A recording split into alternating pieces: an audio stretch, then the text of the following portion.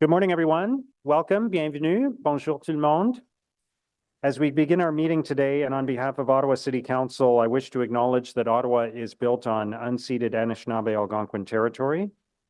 The peoples of the Anishinaabe-Algonquin Nation have lived on this territory for millennia. Their culture and presence have nurtured and continue to nurture this land. The City of Ottawa honors the peoples and land of the Anishinaabe-Algonquin Nation and honors all First Nations, Inuit, and Métis peoples and their valuable past and present contributions to this land. I'll now ask the committee coordinator to do a roll call, please. Councillor Luloff. Present. Councillor Dudas. Present. Councillor Curry. Here. Councillor Gower. Here. Councillor Tierney. Present. Councillor King. Here. Councillor Leeper. Good morning. Councillor Brockington. Here. Councillor Menard. Councillor DeRuse. Here. Vice Chair Kitts. Here. Mayor Sutcliffe. Here. You have quorum, Mr. Mayor. Thank you. Are there any declarations of interest? All right, confirmation of minutes from the November 7th meeting. Is that carried? Okay, so let's hold item 4.1, which is the 2024 draft operating and capital budgets. Item 4.2, the report on 2024 budget expenses pursuant to Ontario Regulation 28409. Is that carried? Item 4.3 is restatement of the Ottawa Carleton Regional Transit Commission Employees Pension Plan Text and Governance Plan. Is that carried? Item 5.1 is the Advocacy project update. Is that received? Item 6.1, the 2022 Business Improvement Area and Spark Street Mall Authority Annual Reports and Audited Financial Statements. Is that carried? Item 7.1 is the motion from Councillor Luloff regarding a right-of-way land exchange on 1015 Tweddle Road. And Councillor Luloff, I understand you're going to withdraw that motion for now? Yes, that's correct. I think that some more work can be done. Let's bring it forward. Thank you, Mr. Mayor. Okay, so that motion is withdrawn. Okay, so let's go back to item 4.1, which is the draft operating and capital budgets for the Finance and Corporate Services Committee. And we have a presentation from Mr. Rogers. Go ahead. Hi. Good morning, Mr. Mayor and members of the committee. Here we are, all but one left to go. It's been a long road. As I wait for the presentation to come up, you can proceed to the next slide. I'm by myself today. One of my staff was going to join me, but she's not feeling well, so I'm riding solo today, which is fine. So today's normal agenda, which you would have seen, I'm going to go over an overview of what this committee is responsible from a budget perspective, speak about the operating budget, capital budget, some key highlights, and how this aligns to our term of council priorities. Next slide, please. So for this committee overall, we do have an $18 million capital budget. We do have a $695 million operating budget. So overall, just over $700 million in terms of investments for this committee's accountability and responsibility for approval. We do have 4 projects which contribute to our climate change initiatives. This is mainly in the building retrofit component. We show building retrofits in all budgets in terms of where they fall. In this budget, it's mainly the administrative facilities that fall within our preview here. There is an increase of 36.5 FTEs. Some of that, 17 of those are related to the automated speed enforcement program. As that program grows, obviously we need to staff up to adjust to the volumes that brings in. Some of the key highlights that I would speak to here that's of importance and relevance is a couple of main areas where we are investing in as of our priorities and as we've seen throughout the year. We do have 4 additional resources for workplace violence and harassment, which is, again, as you've seen from audit committee earlier this year, it's the organization's commitment to improving and moving forward with all these initiatives that we have to focus on. So there's 4 resources being added in 2024. We have 6 additional FTEs in the legal side of the equation supporting the development process reviews, which is stemming from the Bill 109, Bill 23 impacts that we're seeing come through there. We also have additional resources in economic development, again, focusing on the development, the Ottawa Nightlife Economy Action Plan. And there's some additional resources in payroll and the clerk's office. So this is one of the first times in a couple of years where we've seen additional resources being added to the administrative portfolio, if you will. And that's normal. So what we see is we look at that year over year, and it comes to a point where as we grow and as the demands change, that's why you're seeing some additional administrative type resources in this budget. Next slide, please. So this is the breakdown in terms of the different service areas that do roll up into this committee. From the governance overall, it's roughly a 3.8% increase year over year when you compare to 2023. In the governance structure, that's where you would see the mayor's office, councillor's office, city manager's office, legal, and city clerk. So those are the different service areas that roll in there. The main increases there are really related to our compensation and benefit increases as per collective agreements and some inflationary pressures on a variety of different items in the service area. When we look at IT, there are some ins and outs. Is actually going up more than that, but why it only shows 2.3? Because in the 2023 budget, we did have some one-time investments. So those were still supporting the vaccine distribution support. So that was one-time investments in 2023. That comes out. We also have $1 million savings flowing through the IT budget for the renegotiated contract that we had in place for our cellular program. As you all know, you've got refreshed cell phones this year. Part of that renegotiation, that contract, we were able to realize $1 million worth of savings. So when you take that into account, that's why IT is looking like it's going down a little bit. The reality is we are continuing to invest in our IT infrastructure, and I'll speak to a little bit more of that on the capital slide. When we look at the shared demand services, this is where you see finance, HR, all the other administrative supply procurement programs other than IT and fleet. IT we break out separately. Fleet rolls up in the transportation committee, but the shared services really is the residual administrative type support across the organization. Our rail construction program, this is obviously supporting our light rail, stage 2 investments. And then on the non-departmental side, that's where you see a number of items where our actual property taxation flows through. That's where we collect all the tax bill and the revenue.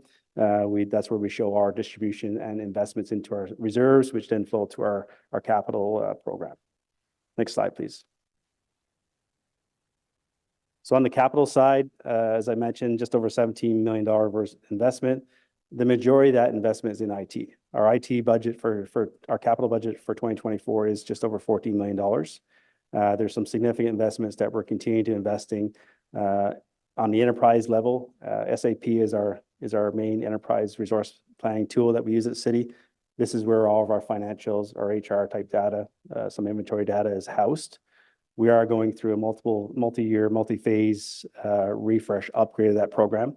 That program was first put in place at amalgamation back in the 2002 timeframe. So it's over 20 years old. We've been investing in this program the last couple of years. We're making investments in our budgeting tool. We're making investments in our what we call the Employee Central, which is where we house all our HR data. So that program will span over the next few years as we migrate to the cloud type technology. So that program, that major system is going through a life cycle kind of refurb, if you will. And that's what these investments are for. On the more tangible infrastructure component side of the equation, we are investing more in cybersecurity. We're investing more into our security platforms. We have investments in our data center. So on that infrastructure, so we continue to invest in those core areas from an IT perspective. There is the $3.4 million within renewal, the delta between the 14 IT versus the little bit of residual that's left behind. We have $3.4 million for our buildings. Again, these are administrative buildings where we do retrofits and upgrades across that portfolio.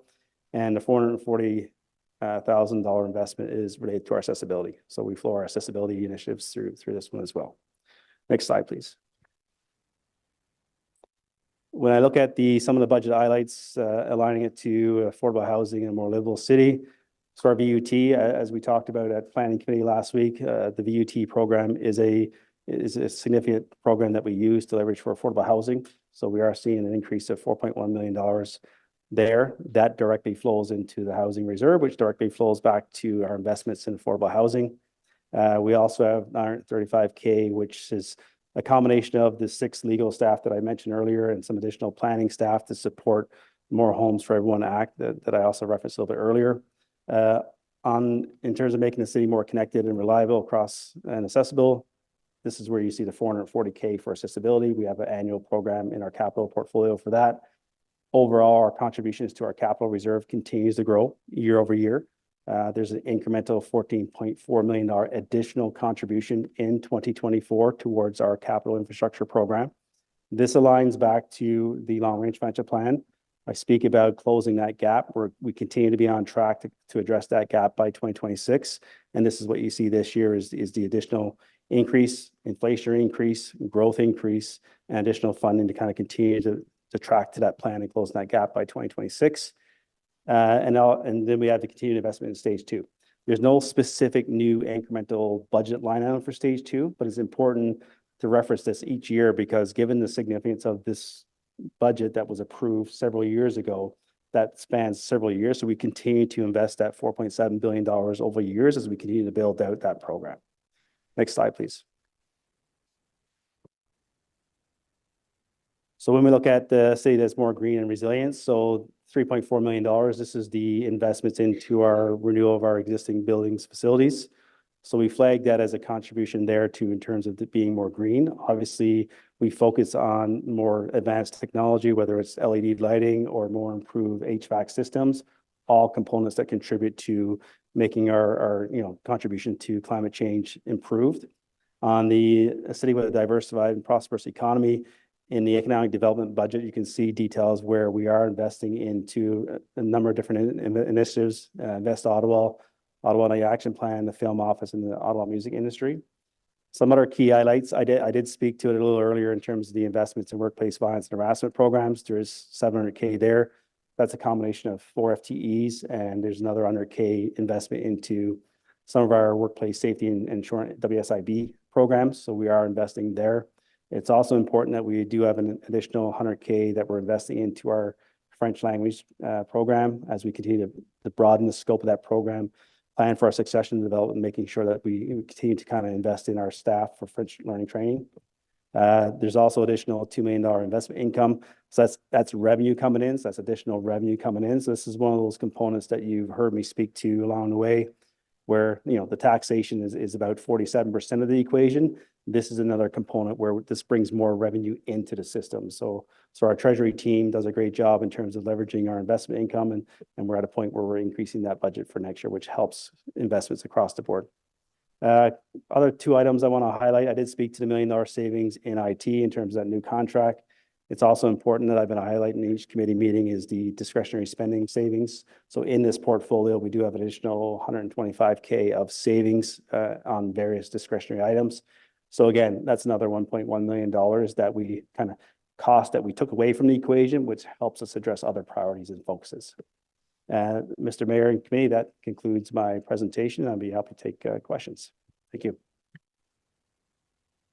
Okay, thank you. So I know we have a couple of motions. There's a roadmap motion and then there's a technical amendment to that. So Vice Chair Kitts, yeah, if you could do the technical one first. Thank you. Sure. Whereas updated versions of the Finance and Corporate Services Committee budget books were issued after publication of the Finance and Corporate Services Committee agenda and distributed to members of council on December 4th, 2023. And whereas corrections have been made to the non-departmental operating resource requirement to reflect corrections to payments in lieu of taxation and contribution to tax stabilization revenues that do not impact the overall non-departmental net requirement, therefore be it resolved that the Finance and Corporate Services Committee receive and consider the revised FCSC budget books, including revised pages 54, 56, 57, 101, pages 62, 63, and 64 in the French condensed book. Okay, thank you, Vice Chair Kitts. And then we have the roadmap motion as well.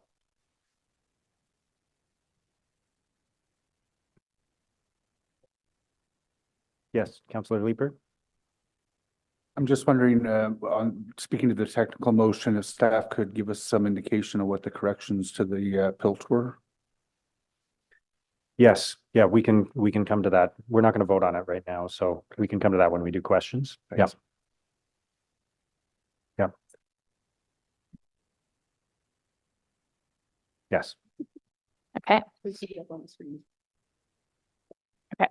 That the Finance and Corporate Services Committee recommend that Council, sitting as Committee of the Whole, approve the Finance and Corporate Services Committee 2024 draft operating and capital budget as follows. 1, elected officials, operating resource requirement, page 3. 2, Office of the City Clerk budget as follows. A, user fees, page 7 and 8. B, operating resource requirement, page 9 or page 6. 3, legal services operating resource requirement, page 10. 4, city manager's office operating resource requirement, page 13. 5, transit services rail construction program service budget as follows. A, user fees, pages 17 to 19. B, operating resource requirement, page 16. 6, planning, real estate, and economic development departmental budget as follows. A, general manager's office and business and technical support services operating resources requirement, page 21.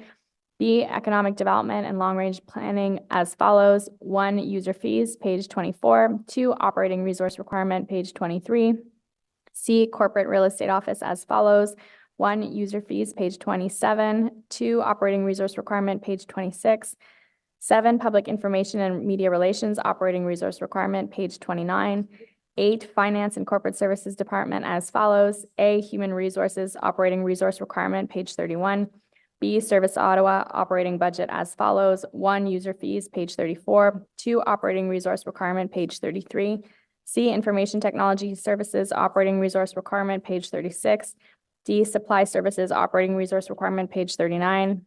E, chief financial officer / treasurer and business support services operating resource requirement, page 41. F, financial strategies, planning and client services operating resource requirement, page 43. G, revenue services as follows. 1, user fees, pages 46 to 47. 2, operating resource requirement, page 45. H, corporate finance operating resource requirement, page 49. I, payroll, pensions, and benefits services operating resource requirement, page 51. 8, non-departmental operating resource requirement revised, pages 54 to 57. 9, finance and corporate services committee capital budget, page 58, individual projects listed on pages 107 to 113. Thank you, Vice Chair Katz. Can you now read it in French, please? I'm just kidding. Okay, thank you. So any other motions related to this item at the moment? Okay, then let's move to the delegations, and then we'll open it up for questions and comments on everything to do with the with this item. So the first delegation is Vanya Karam, Chair of Accessibility Advisory Committee, who I believe is joining us online. Yes, I'm here. Just trying to get my, Your audio quality is not very good. there we go. Oh. Not sure if you can change what you're using, but it sounds very choppy.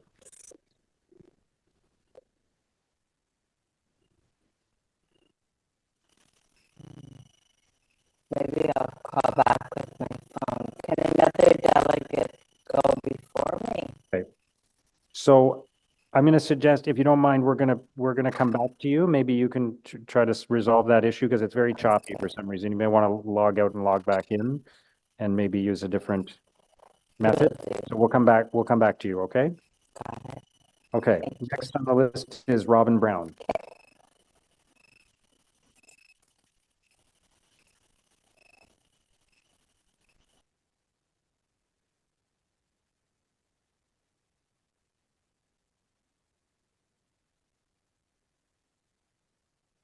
Robin Brown, either online or in person? No? Okay. Kevin McHale, who I have seen in the room. Good morning, Kevin. More Mayor. Sometimes being old school helps. Mr. Mayor and members of the council, I come before you today to ask the city to recommit to restarting the Spark Street public renewal process and for the city to invest in Ottawa's downtown. Recently, the city has invested in street renewal projects along Elgin Street, Rideau, and Montreal Road. In fact, revitalization projects have been completed along the majority of Ottawa's main streets over the past 20 years. There's not been a renewal of Spark Street since the early 90s, and it is showing its age. In 2019, the City of Ottawa Council approved a new public realm plan for Spark Street. The plan was developed in concert with the BIA, the NCC, the federal government, and input from thousands of Ottawans. With the onset of the pandemic, the project stalled. Over the past few years, Spark Street has committed resources to doing what it can. We've created green zones with trees, shrubs, and seating. We've installed bottle filling stations, replaced over 3,000 square feet and counting of interlock. We've replaced dying trees and built a play and grow, refreshing a tired in-ground planter where adults can socialize and kids can go where their imaginations take them. But there's only so much we can do, and Spark Street does not have the resources to go it alone. In the 2024 budget, the city has committed $2.5 million to conduct design work for the Byward Market Public Realm Plan. Byward Market needs to be invested in, so does Spark Street. Over 120,000 people visit Spark Street on a weekly basis. It's where people stop before and after their visit to Parliament Hill. 2 LRT stations are accessed from Spark Street. It connects major hotels to attractions. It's where you go to get a coffee and catch up with friends. To attract new residents and visitors, a vibrant and healthy downtown needs public spaces to enjoy. Spark Street is one of the few open spaces in the core owned by the city, not the federal government. We need to invest in these spaces.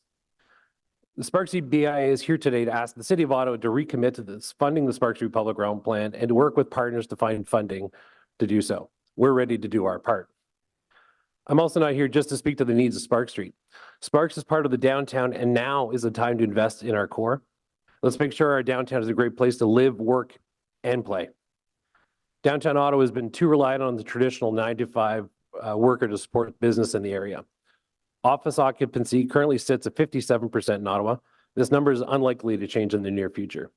We need to maximize the potential of every property in the core, diversify the makeup of our office tenants, find ways to increase the residential population, develop attractions to improve the visitor experience for our residents and out-of-towners. We also need to support members of our community struggling with mental health, illegal drugs, and homelessness. It's not just big projects that make a difference. Small things can have a big impact. Litter removal, street sweeping, replacing dead trees, city planters being weeded regularly. These actions make a place welcoming, encouraging people to return regularly. Let's invest in downtown and Spark Street. Thank you very much. Thank you, Kevin. Councillor Troster. Hi, Kevin. Thanks for being here. It's nice to see you. I'm just down the hall in my office. You can hear me? Yep. Okay, great. I just thought it would be really helpful for the benefit of people listening, because I know I was under the misunderstanding that Spark Street was entirely under federal control. I was wondering if you could just kind of explain to us what you're responsible for as the BIA, what the city is responsible for, just to make that responsibility really clear, because I know in the public there's a lot of misunderstanding. Yeah, it's not it's typical Ottawa. It's very confusing. It's basically where the town and the crown meet. So Spark Street, the pedestrian street of Spark Street, is municipal property. It's managed by the Spark Street Mall Authority. So I actually have 2 entities and we have 2 boards. So the Spark Street Mall Authority manages it, basically carries out the role of a superintendent for the street on behalf of the City of Ottawa. So some of those projects that I've talked about run under the Mall Authority. The BIA is responsible for programming and marketing, promoting the area. So events like Rib Fest and Busker Fest, and supporting events like the Asian Night Market that were here the last couple of years, and Winterlude coming up this February. Those are the jobs of the BIA. So. Yeah, so it's not complicated. The federal government role is that they obviously have a huge influence, owning most of the buildings on the north side. The NCC's role on Spark Street is actually quite minimal. They sit on the Mall Authority board and they provide support to our design review group, which anytime I do a capital project on the street, that team helps us decide to make sure it's following the public realm plan. I think also to note is that when we did the public realm plan back in 2018, that was the first time really that the city, the federal government, the NCC, the BIA, the Mall Authority all came together to collectively work on a plan for Spark Street. We all know there's been many plans over the years, always led by one organization or another, but this was the first time the plan was collectively led by everyone that uses the space. Thank you so much. And I want to thank you for everything you're doing on Spark Street. I mean, really, the Spark Street BIA has become like a full-time event production company. The incredible festivals that you're bringing, and, going to Busker Fest in the summer, people are literally shoulder to shoulder, which is what we want to see. I just wanted to clarify, you mentioned some of the beautification projects that the BIA has been doing. Are some of those things that you think should be city responsibility? I was just wondering if you could tease out which ones you would like to see the city be responsible for as part of the public realm plan. Yeah, as part of the public realm plan, like we did define through an MOU the roles and responsibilities of each partner on the place, and one of the roles that fell to the city was ongoing maintenance to the current standard, and we've had some ongoing works with that. So we've actually, instead of asking the city to do full repair and cover the cost entirely, the mall authority has absorbed about 50% of the cost of the interlock repairs that we've shared with the city. We've led those projects. There are other projects right now that are coming. There's a number of works where the city crews just simply, the day-to-day crews just don't simply have resource or budget to do them within their operating budget. Many of those elements are now beyond end of life. The state of repair of them is quite horrible.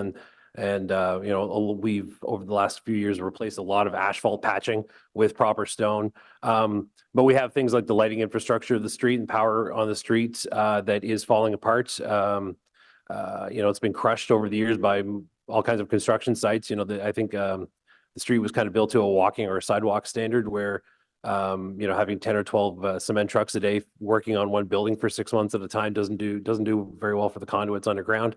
So we're starting to see where we have to take posts offline. The lampposts, you can't even replace them anymore. They were designed in the 90s. They're about $40,000 each if we were to find a replacement for them. So again, a lot of that infrastructure was put in late 80s, early 90s. It's done. And it's time for it to be properly replaced. Thank you so much, Kevin. I really appreciate you being here. And I think it's really important for people to hear that business owners that have been suffering tremendous losses since the onset of COVID are paying through the BIA for capital repairs on Spark Street, some of which should be city responsibility. So I'll check in later. I've been speaking with Councillor Leeper about putting forward a direction for the staff, city staff and the federal government to re-engage on the status of Spark Street public realm, because it is such an important city for our downtown. And I want to thank you, Kevin, and the BIA for everything you're doing. Thank you. Thank you, Councillor Troster. Councillor Tierney? Thank you, Mr. Chair. The timing is so funny because I was actually messaging Councillor Troster in the weekend about Malagoya, Spain, where they have this lighting fest, and how I said, wow, this would be super cool for Spark Street. And it's great you have a relationship with the NCC that maybe I don't have. But at the same time, we know that the tram project that they've been discussing, are you in constant communications with them on how that could possibly be a linkage to the modification of the street, or we're still very far out from doing anything with that? Yeah, I've only back when they were proposing a couple of their options as to how they were going to be connecting the Gatineau transit system, there were a couple of conversations briefly about, you know, whether it was surface on Wellington or whether it was going to be underground on Spark Street back then. That's a number of years ago now, but I hasn't been active. I haven't been actively engaged in that file. Okay, great. Well, thank you very much for the delegation. Completely agree. It'd be nice to see that street be revitalized, and maybe there's an opportunity with our federal government partners to do something if they actually look at doing a tram project under that street. So we'll wait and see. But thank you again. Great presentation. Thank you. Thank you, Councillor Tierney. Councillor Luloff? Thanks so much for your presentation today, and thank you again for the great work that you're doing on Spark Street. I'm seeing quite a bit more activity being planned there, and it's lovely to see people coming down there. I love going down to see the sculptures and the activities, and I know that the BIA has a big hand in supporting those activities.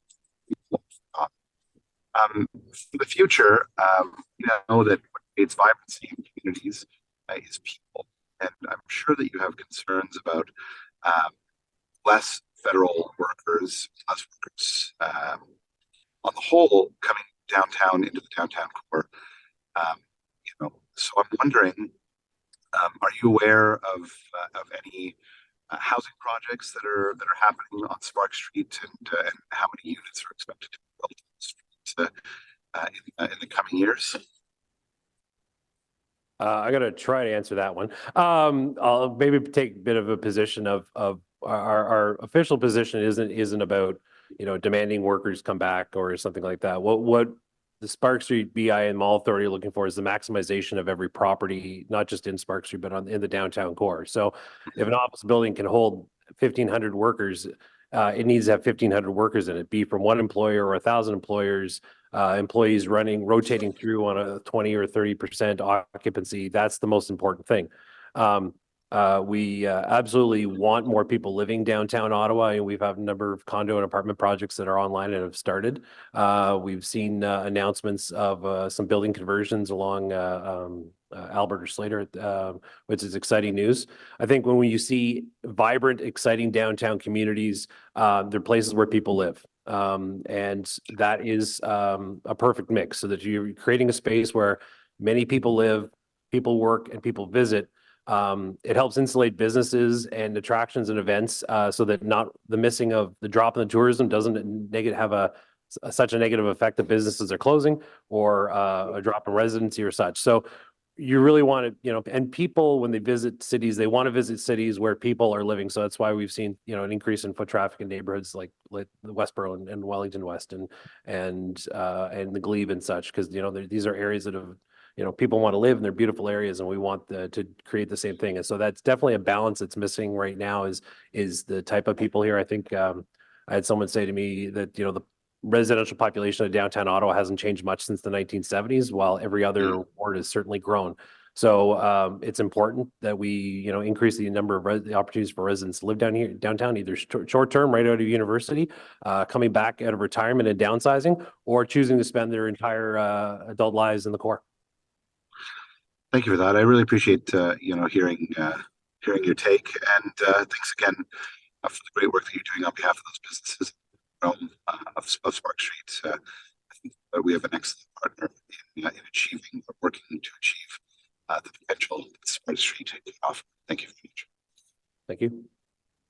Thank you, Councillor Luloff. Councillor Brockington. Thanks, Mayor. I just wanted to know if the BIA's done any analysis about, you mentioned the underutilization of many buildings in the core, particularly near Sparks, but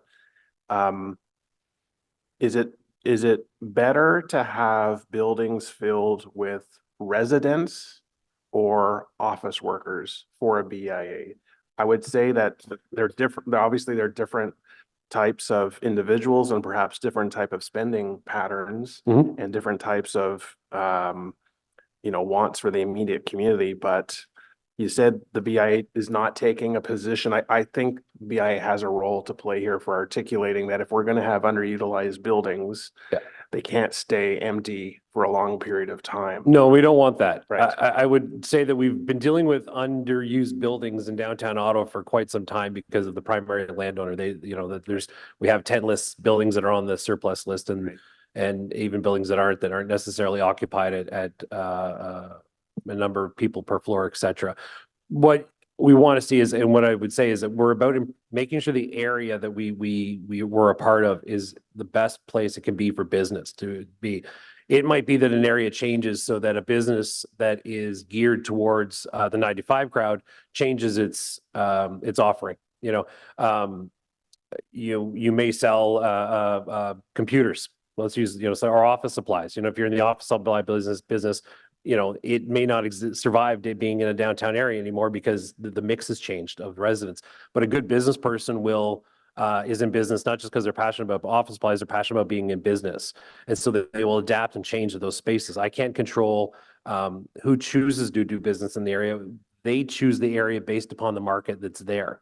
And so what's important for a BIA to do is to identify what the market is there. So to your point, or to the point of an office tower going from having 1,000 workers in it to say 300 residents. Well, those 300 residents are now doing their groceries and their clothes shopping and versus just someone coming in and buying lunch and an occasional pair of shoes. So it's a different type of customer, but the customer that lives in an area spends more in its area. Especially in a downtown space where they're maybe don't have money dedicated to a vehicle or two vehicles. They've got one, and they have the funds available to go to restaurants a bit more often and such. So you take the audience and the area, and you just, again, make the area as good as it can be for business, and you identify weaknesses and opportunities. The BIA is actually undertaking a process of trying to next year of helping our property owners increase the exposure of available bays for pop-ups, long-term rentals, et cetera. So that we've identified that as a pillar of our work for the next couple of years, is something that needs to be done. And so, again, when those bays are filled and we're back up to a full capacity, then we can figure out the next thing that needs to be fixed. We're always improving. I just want to say I appreciate your delegation today. I have mentioned before, my church is downtown on Kent, and I walk through the west end of Sparks frequently. It's dead. Like peeking in the windows at Plastaville, there's no life at all. Certainly not any fault to the BIA, but certainly want to contribute to making this more successful going forward. So thank you today. Thank you, Councillor Brockington. Kevin, thank you. Thank you. Thanks for your presentation today. Let's try to go back now to Vanya Karam and see if those audio problems are resolved.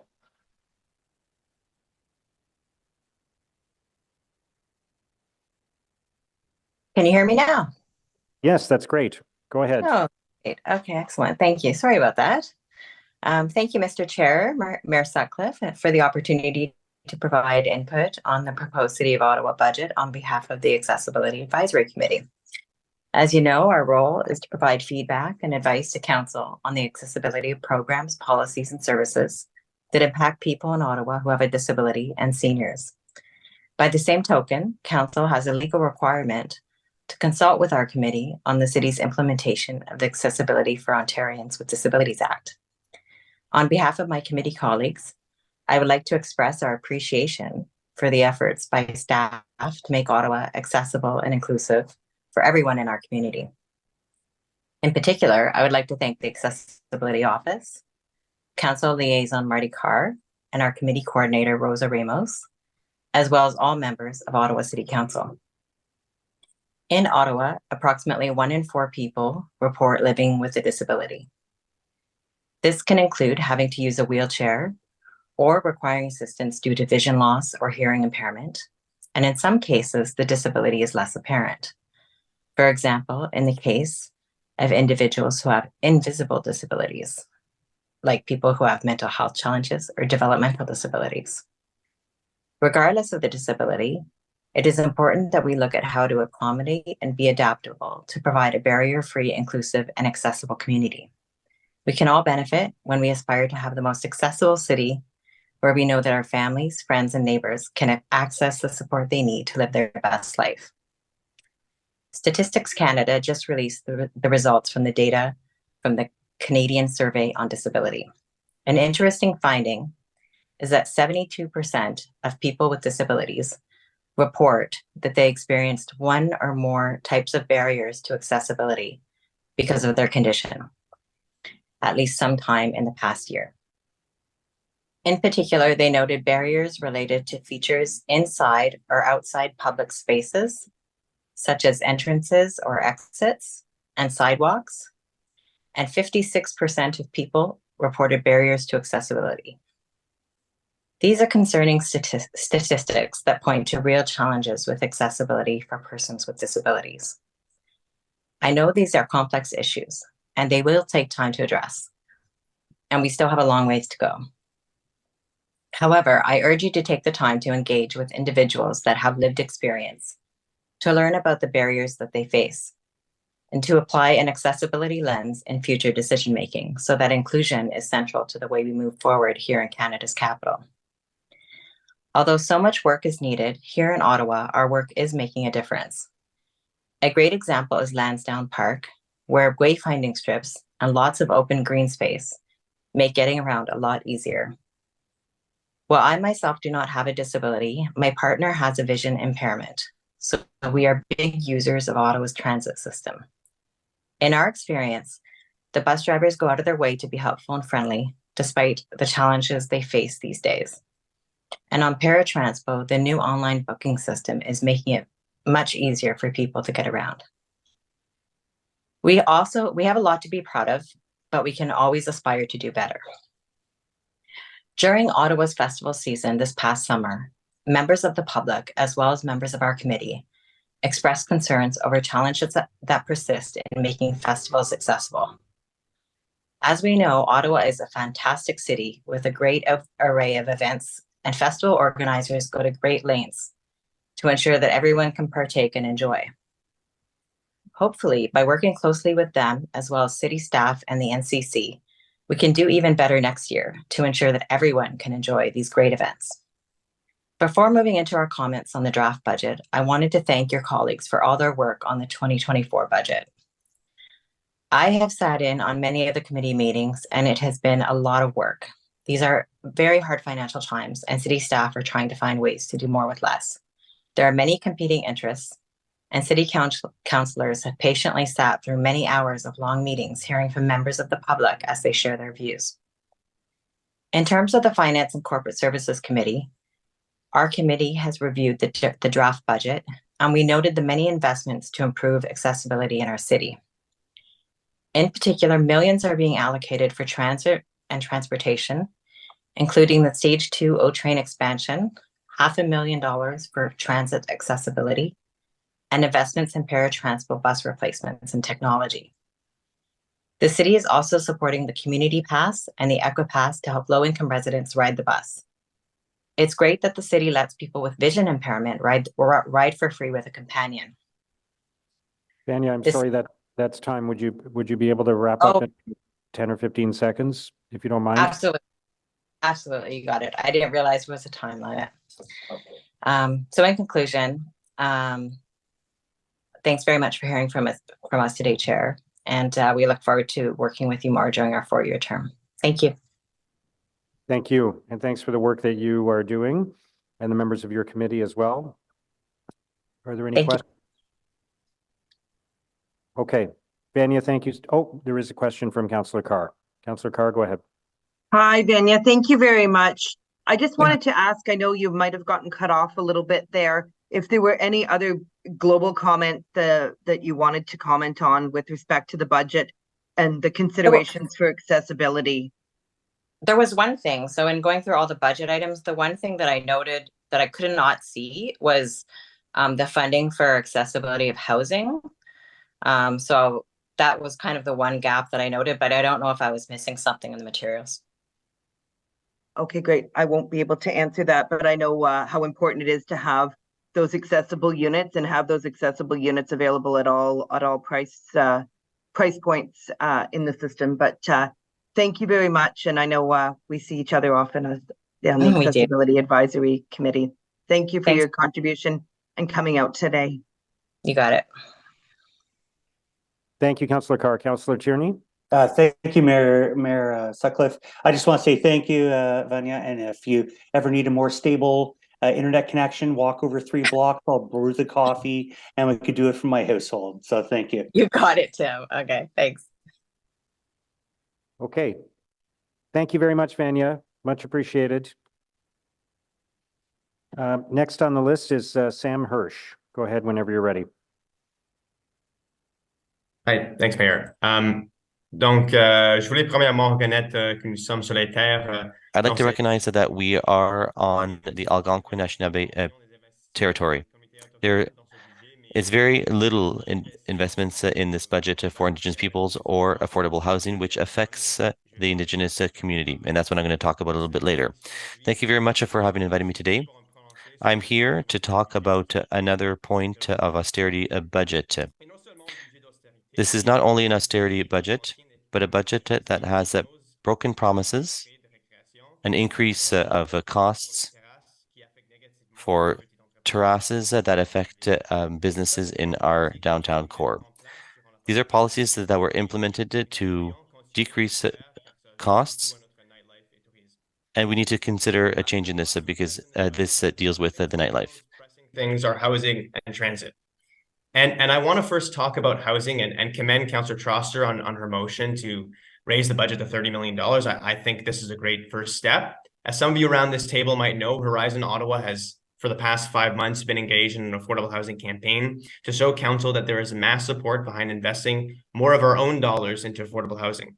We knocked on over 10,000 doors and accumulated over 2,500 signatures and signed up over 150 volunteers for this campaign, and the consensus was clear. Residents from Canada to Orleans to Centertown to Hindenburg to Barrhaven and beyond support raising our housing budget to $40 million, which is what our petition calls for and what we have been working towards with Ottawa Acorn, among other groups.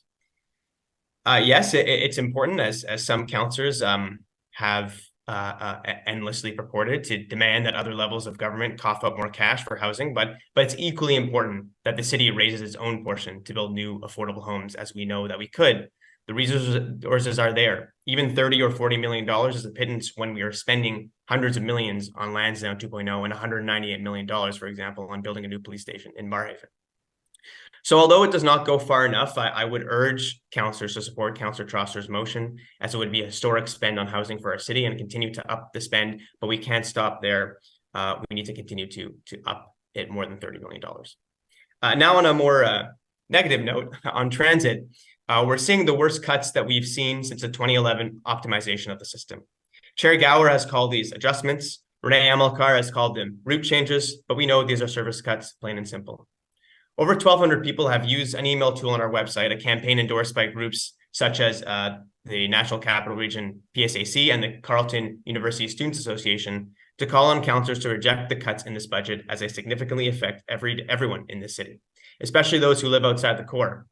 These are exactly the types of people who should be getting better transit, but cuts are being made so that this mayor can keep his untenable level of property taxes. We need to stop treating transit as a bank to just take money out of when we need it. Transit requires investment too. I would also urge and hope that councillors support Councillor Menard's motion for a fare freeze. We have some of the highest transit fares in North America and the 4th highest in Canada. We are headed for a transit death spiral, if we're not already there, and raising fares will only make it worse. The act of cutting services and raising fares is a volatile cocktail that will leave riders with a bad taste in their mouths. We can't keep expecting people to pay more for worse service. Lastly, before I wrap up, I want to speak to information that we were made aware of that caused us to be pretty concerned.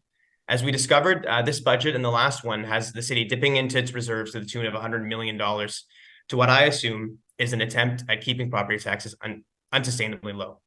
Many of us have been saying it for a year now, as have labor unions across the city in an open letter that was published earlier this year, that 2.5% is just too low, and the fact that one needs to dip into reserves to keep it up should be evidence of that in itself. The mayor notably was opposed to taking money out of reserves, saying during the election that those are emergency funds that should be there in the future. We're breaking the piggy bank. And now he's doing exactly the same thing to a higher degree. If this trend keeps up, and Sutcliffe intends on maintaining tax increases at 2.5% by his last year in office, we could be seeing a complete depletion of reserve funds, leaving the city in a precarious financial position with both above average tax increases as well as even more significant cuts. So to finish on that topic, I would at the very least urge councillors to ask questions about this and ask why there wasn't more accountability and openness on it, and to think twice before approving another dip into the reserves this year and in future years. Thanks very much. Okay, thank you. Next on the list is Linda Howie.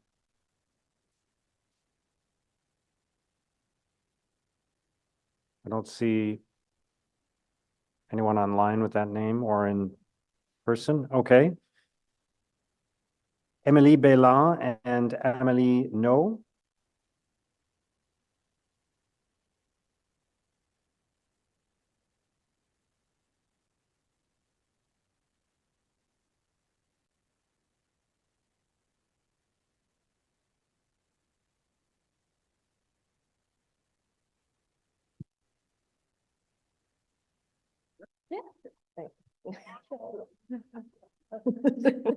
Okay. Okay, go ahead whenever you're ready. Thank you. I'm ready. Hi, everyone. My name is Amélie No. I'm the administrative coordinator at the Social Innovation Workshop, or more commonly known as the Atelier. We are a not-for-profit member-based organization working for social transformation and social justice. We are closely linked with the School of Social Innovation, which is part of St. Paul University, and we are located in Old Ottawa East. Our members are stakeholders in the field of social innovation, students, researchers, practitioners, other nonprofit organizations, and local communities. Today, I'm here because over the past couple of months, we have been welcoming 2 young interns, Krista and Michaela, which they will speak after me, to discover what we do in social transformation and what is possible when you want to work towards social change in your community and more broadly in our society. They've been participating and working with us on various projects and activities that we have organized or that our members have done. I have also asked them to think about the social issue that they care about in order to plan an activity to help out to tackle it and to add a stone on a wall. One of them, I will not disclose whom, without any hesitation, said that she hated OC Transpo as a daily rider. We have decided to funnel that feeling of frustration into something productive by reaching out to organizations such as Horizon Ottawa and Free Transit Ottawa that does advocacy work for a better city, for a fair, accessible, and reliable transit system for its residents. And that's the reason why we're here today, to share our experience with you, as the current city budget doesn't reflect the needs of its citizens for its public transport system. Today, I represent the organization that I'm privileged to work for. As I mentioned at the beginning, we have a variety of members, but in this context, I would like to focus on the reality of students from the School of Social Innovation, which are also members of the Atelier. As they represent the members who are the most affected by the transit system in Ottawa. From the bachelor's degree all the way to the PhD level, the majority of our students are coming from abroad. As they arrive in the city of Ottawa, they often experience difficulties with all sorts of systems, the healthcare system, adapting to a new institution. And given how unaffordable the city of Ottawa is, they often live in the suburbs and they rely on the transit system to bus around. In the last 2 years of working at the Atelier, I have stopped counting the number of times that I've heard stories of members telling me that their buses are running late or not running at all, of the O train being delayed or not working for weeks. Some members have stopped using the transit system at all because they prefer walking or cycling, as it is more reliable than the transit system that we have. I myself do not own a car. I have decided to live close enough from my workplace in order to avoid using the bus. I am fortunate enough to make such decision, but it is often not the case for international students. They pay an extremely high amount of money to get their diploma here. They often have to work 1 or 2 jobs to make ends meet. Quite a few of them have brought their entire family over here, and they juggle being full-time students and parents. They don't have the time to come to a meeting in the middle of a weekday to advocate for their rights for a fair public transit system. As the budget is about to be approved, we are asking for 1, avoiding any fare hikes, and we support Sean Menard's freeze fare for 2024. In a world where public transit should be a right for its citizens from a social justice lens, while being one of the most efficient way to tackle climate change, we shouldn't make people pay at all for this. And 2, to improve the service of the 15 connector routes rather than cutting them down completely. Having more buses that run efficiently and on time will attract more riders, and having more users can only be beneficial for the OC Transpo, as they are likely going to become regulars if the system in place is accessible and reliable. We need to put a stop to this debt spiral towards the transit system in Ottawa. And finally, the public transit system should not be seen as a machine to make profit. It should be seen as a public service good that is there for its residents. We never expect a roads or removing snow to make any profit, while it benefits only some people in a city who have the financial means to use or buy a car. The public transit system is funded by taxpayers, and we have examples of cities in Canada and abroad who have invested and increased their services to the benefit of its population with significant positive outcomes, and we demand the same from the decision makers of the city of Ottawa for a fair, accessible, and reliable public transit system. I'm done. Okay. Thank you. Okay, thank you very much for your presentation. Next is Michaela Moringera.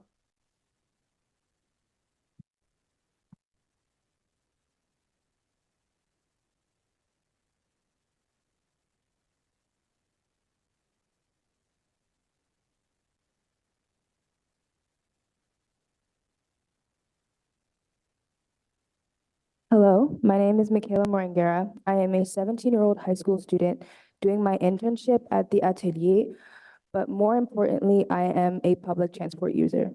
I am currently doing a program called Focus Action Sociale, where a bunch of students from the same school district do class outside of school, meaning we have to use public transport daily because the program is given outside of our normal schools.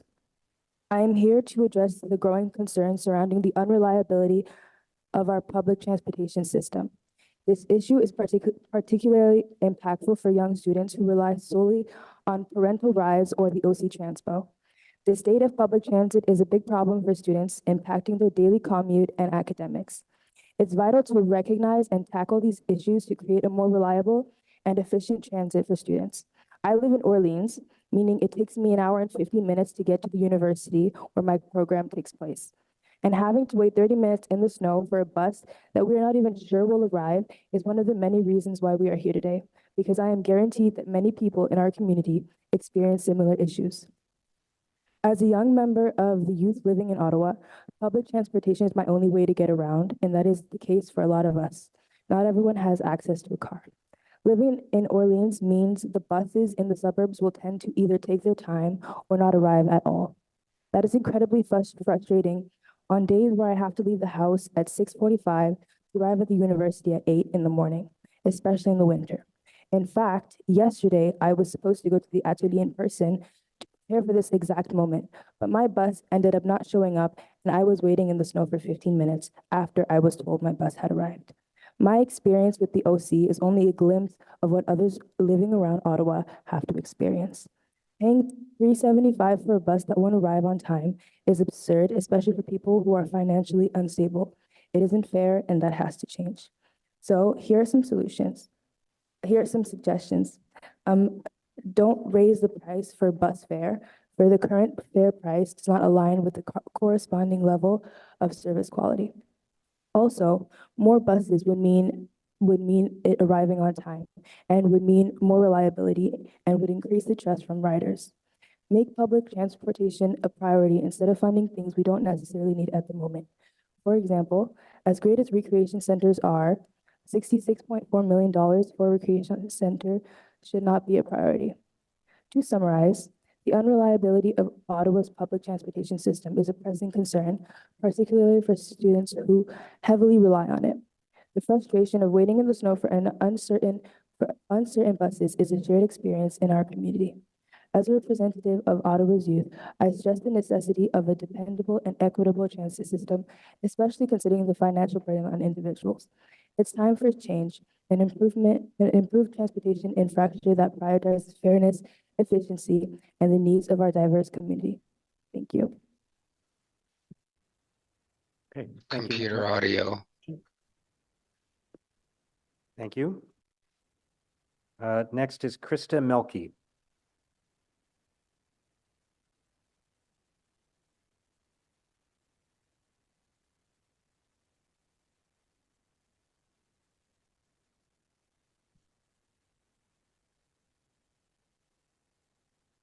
Hello, my name is Krista Melky. I'm a 17-year-old high school student that's currently doing an internship at the Social Innovation Atelier as a part of my Focus Action Sociale program, a program that is given to me outside of my normal high school.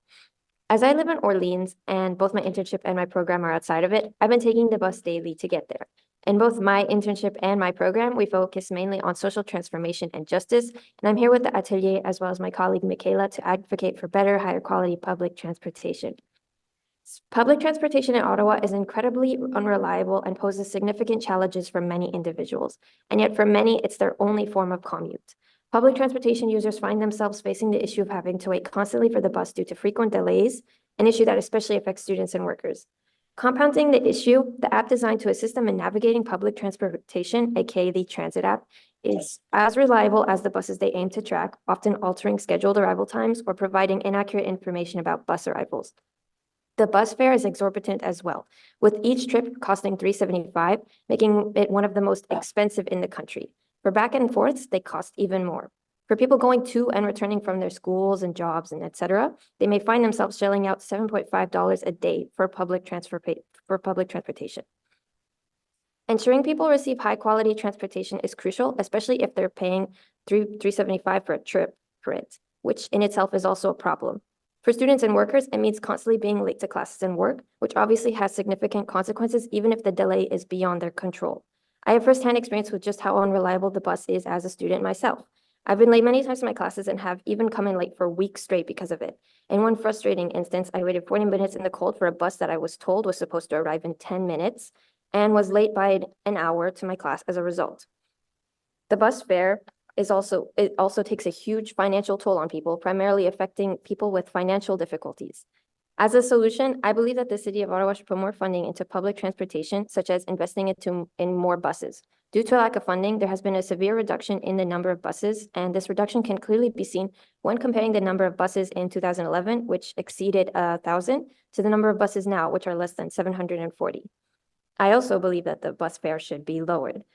I believe that the City of Ottawa should avoid cutting 74,000 service hours per year, as well as refrain from cutting even more routes, including the planned elimination of dozens of connector routes. Instead, there should be more investment in more buses and service in those areas and in general.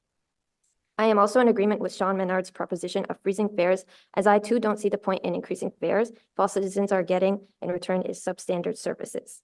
Public transportation holds immense significance in the lives of thousands of Canadians, not only in Ottawa, but across the entire nation. Given the vital role public transportation plays in many Canadians' lives, it's unjust to face neglect and a decline in quality. For the sake of a more sustainable, reliable, and overall improvement in the public transportation experience, more time and care should be allocated to it to make sure that Canadians receive public transportation services of high quality. Thank you. Thank you very much. Great to have some young people presenting to us today. So thank you to all of you for coming in. Thanks. Councillor Johnson. Thank you, Chair, and thank you so much for coming out today. I'm just delighted to meet you, and I'll echo the mayor's sentiments. It means a lot when young people get engaged in their democracy and take steps to have a proactive, positive change. It means a huge deal, and it's inspiring for us, I think, as councillors, because we can often hear a lot of the other. And so, to rise up to your occasion is really, really important for us as elected officials. So I would just like for you to tell me, why did you start taking public transit? What's your origin story? Did you have someone who you watched taking public transit? How young were you? And how has that experience helped you? It's open? Yeah. Okay. Well, I've actually only started taking public transportation recently because both my internship and my program are extremely far away from my house, and by car they require 30 minutes of driving, which if I'm going to daily is obviously using up a lot of gas. So I have to take public transportation instead. But in the past couple of months that I have been taking it, I have definitely been made aware of just how unreliable it is. I've had a lot of experience with it myself, and I've only been using it for like 3-ish months. Yeah, I'm really a very recent user of it, and I figured because obviously I thought it seemed more reliable, and it would obviously use a lot less gas to get to where I wanted to go. But in the end, I found it to be face a lot of issues. I appreciate those comments. I would agree. In my first year as a city councillor, there's been reliability issues that have surprised me in their frequency. So I take your point, but I do really appreciate the link you're making between investments in public transit and student talent, student retention, student attraction. We have, great student populations with a great deal to offer, but we can't get them where they need to go to learn, to create, to act for a better city. And those investments in public transit make your life easier and contribute to, a thriving, innovative, creative economy that the City of Ottawa deserves. And we want to be able to continue to attract and retain talent for anything that you feel inspired to do. So I appreciate your comments today, and I'll be thinking about you tomorrow at budget when we vote on transit. Thank you very much. Thank you, Councillor Johnson. Councillor Dudas. Yes, I wanted to thank you for being here. I was going to ask your peer a moment ago a similar question. As somebody who represents the East End, I don't know if you live in my ward or in Councillor Kitts or Councillor Lulov, I was actually curious about which route you take. And I say that because I also take transit. I take it frequently in the East End. And I was curious, I had a couple of specific questions about which bus you take.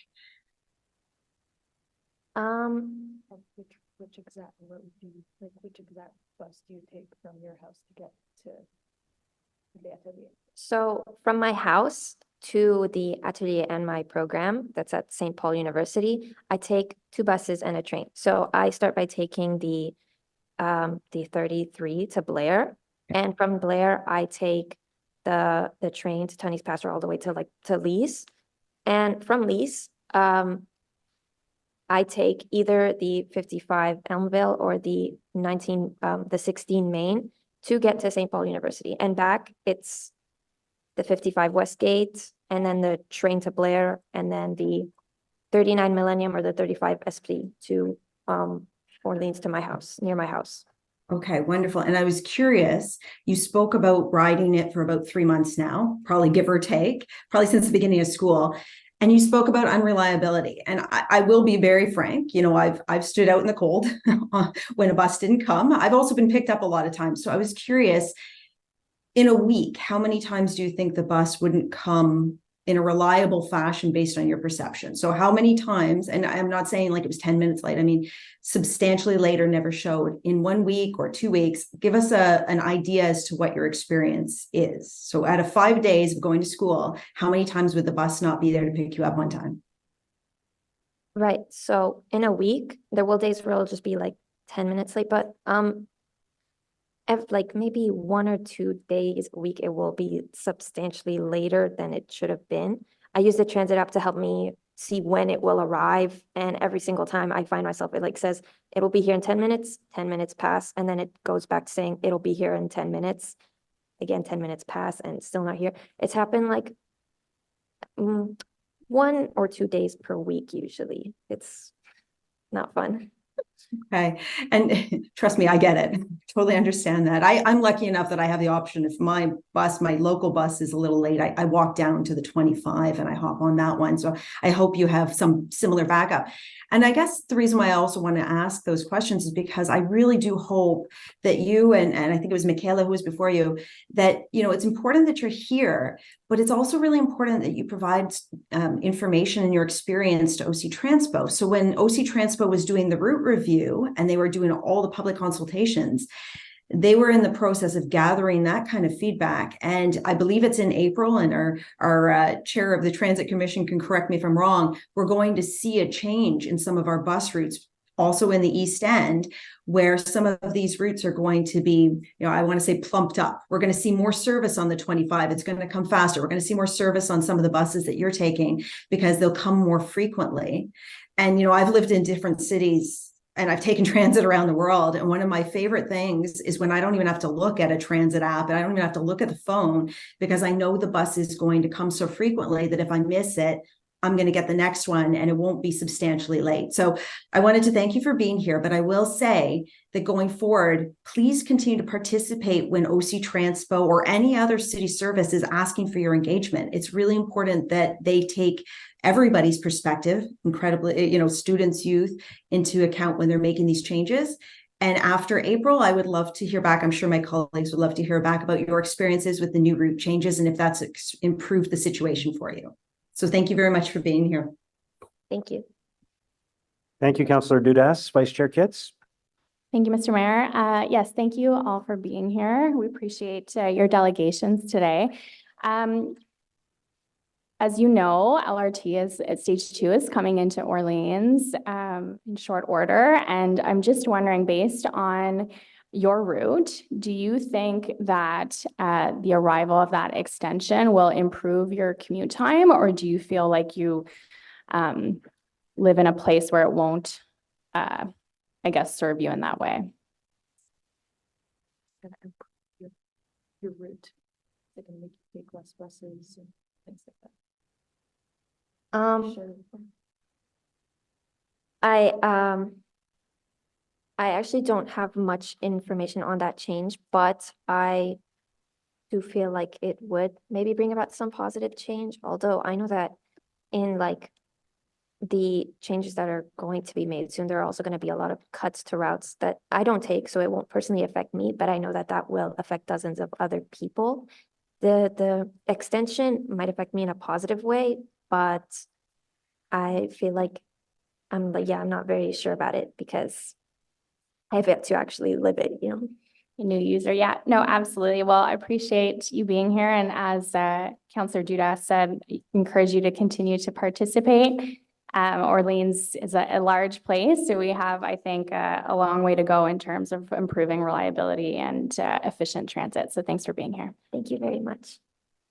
Thank you, Vice Chair Kitts. Councillor Brockington. Thanks, Mayor. I just wanted to thank all of the delegates for their presentation today. I just want to say 2 points.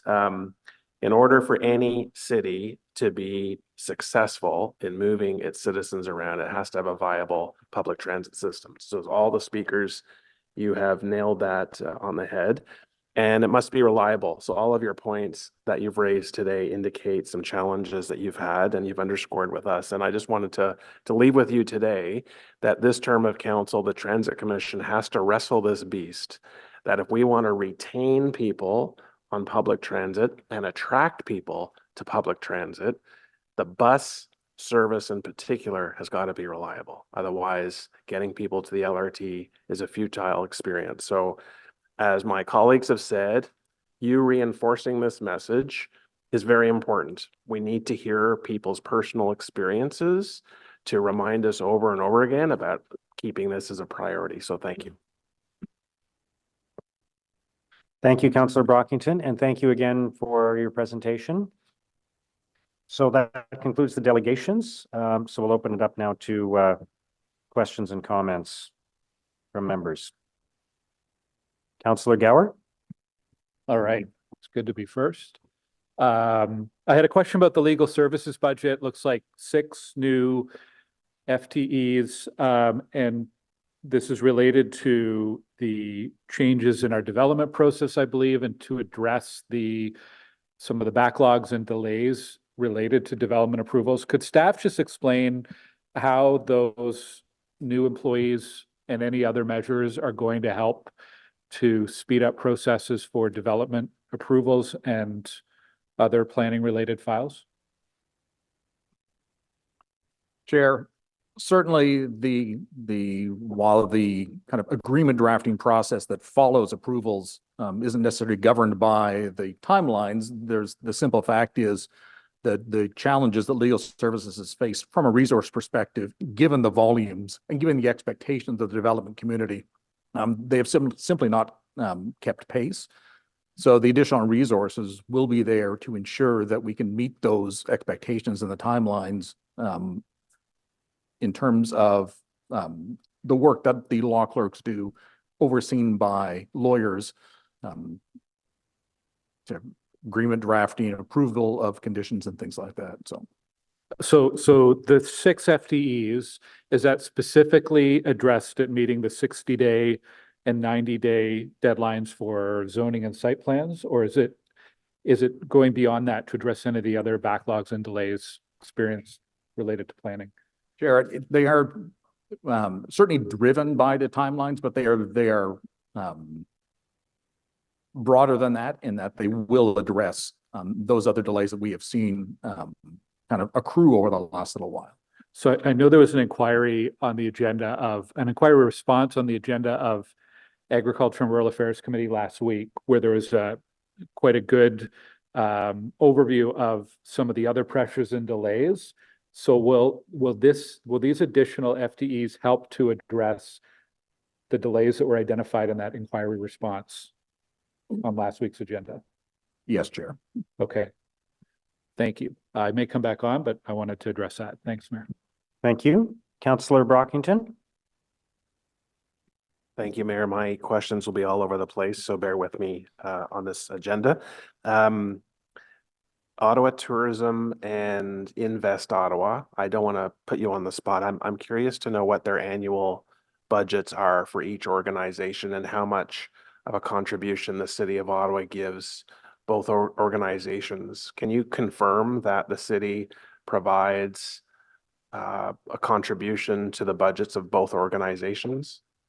Mr. Mayor, yes, I can confirm. Okay. I would have to come back on exact amounts if that's okay. Yeah, that's fine. Yeah. The Sorry, destination. may I jump in? Do we give money to Ottawa Tourism though? I thought we didn't give money to Ottawa Tourism. We have in the past, Mr. Mayor. I think the approach is changing with the municipal accommodation tax, correct? So, Mr. Mayor, with the increase in the MAT, there's initiatives directly linked to Ottawa Tourism. So you're correct. Yeah. It doesn't go right to Ottawa Tourism as an entity. It supports the Ottawa Tourism objectives and initiatives. Right. I think it goes to the, I can't remember the destination. Yep. I can't remember the name of the fund, but there's a fund that Ottawa Tourism is involved in, and the city is as well. Is that right? That's correct, Mr. Mayor. It's, I believe, the Tourism Development Fund. Tourism Development Fund. Yeah. So it's not going to the Ottawa Tourism's budget, but it's going to a fund that they administer that the city's involved in. Okay, if I could just get some the numbers after today, that would be great, but before tomorrow. And then if the destination marketing fee is going up as proposed in the budget, why does the city of Ottawa believe it still needs to contribute to the fund that we're contributing to? Why are we not saying it's time to use less taxpayer money because we have a destination marketing fee that visitors are paying into? It would seem that that should be 100% the source for any type of investment that the city would be making. I completely agree with that comment. And when you look at what's happening with Invest Ottawa, what's happening here with the 1% increase with the MAT is that city contribution is being replaced by the MAT. With Ottawa Tourism. You said Invest Ottawa. With Invest Ottawa. Yes. Sorry. Oh, Isn't it- sorry. My apologies. Yes, Yeah, it with is Ottawa Ottawa Tourism. Tourism. Yeah. Yes, that's correct. So the municipal accommodation tax is going up and the city's contribution is then not Going down. going down. Yeah. Exactly. To zero or just being reduced? To zero. Excellent. Yeah. Okay. All right, fair enough. The legal fees to defend the lawsuit brought on by the taxi industry, I kind of raised this at committee last week. If the city is successful in defending itself from this lawsuit, are our costs associated with legal fees, can they be recouped from the plaintiffs? Chair, part of the civil litigation process contemplates that a successful party will recover at least a portion of its costs. It is, I won't get into the scales by which they go. However, I would note that it is very uncommon and to the point of unheard of that a party recovers all of its costs. So certainly our intent would be to pursue the maximum recovery of our costs as possible. Excellent. I support that strategy. Can you just ballpark what we've spent to date in legal fees? I could confirm, certainly it is north of $1 million. Fair enough. Okay. Expenses to add staff and other related to implementing Bill 109 and Bill 23, as well as lost revenues associated with DC waiver and other revenue losses. Have we put a price tag on both the additional costs and the loss of revenues for 2024? Mr. Mayor, if you're specifically referring to the DC component, so we haven't costed that out yet. We're using our DC upgrade, which is coming in April of 2024 to factor all that in. So that the wholesome picture hasn't been detailed out yet because the staging of that next big report being a DC background study will speak to and address some of those potential reductions. Okay. However, applications that are processed and approved that qualify for DC waiver could happen in 2024. So is that estimated in your budget? Mr. Mayor, no, it's not, but Don, you can speak to it if you have more details beyond that.